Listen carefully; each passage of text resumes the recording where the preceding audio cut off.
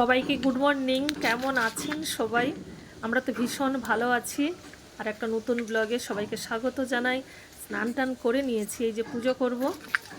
সকাল থেকেই মেঘলা ওয়েদার, গতকাল বৃষ্টি হয়েছিল তাই গাছগুলো বেশ পরিষ্কার দেখাচ্ছে। এখানে আরেকটা জবা ফুল ফুটেছে, আজকের খুব কম ফুল ফুটেছে, বেশ দেখতে সুন্দর ফুলটা। আর একটা গাছ দেখাই, এই গাছটা কলা গাছের মতো দেখতে।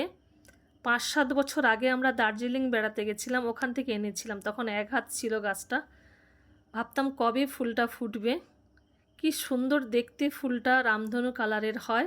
আর আমরা যেমন মায়েরা চুলের বিনুনি করি, জাস্ট এই রকমই ঝুলতে থাকে।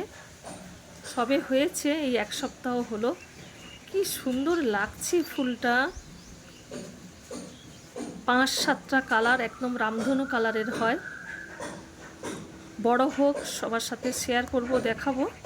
এই গাছটা আমি খুব যত্ন করে বড় করেছি। ভাবতাম কবে ফুল হবে, কবে দেখবো। আমি ভাবতেই পারিনি যে সত্যি এই গাছের ফুল হবে। আমি বলতাম সবসময় যে 4-5 বছর হয়ে গেছে গাছটার, এখনও কোনো ফুল হয়নি, হবে তো। কিন্তু সত্যি ভীষণ ভালো লাগছে ফুলটা দেখে। আমি যেখানে বেড়াতে যাই, কোনো নার্সারি হোক, রাস্তায় হোক, কোনো যদি পছন্দ হয় গাছ, আমি ঠিক আনবই। আমার গাছের প্রতি এত নেশা, গাছের প্রতি একটা ভালোবাসা। আর আমি সত্যি গাছটা কষ্ট করে এনে, খুব হাজব্যান্ড বকাবকি করছিল যে এত দূর থেকে নিয়ে যাবে। সত্যি আমার কষ্টটা সার্থক।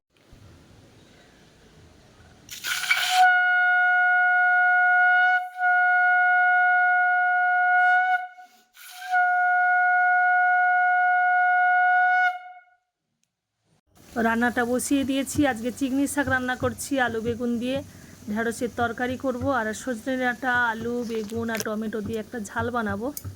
গতকাল রান্না করেছিলাম, ভীষণ ভালো লাগছিল, তাই আজকের আবারও বানাচ্ছি। কাঁচা টমেটো আর আধা পাকা টমেটো দিয়ে আমের চাটনি করব। আর এই যে নিমফুল ভাজা করব।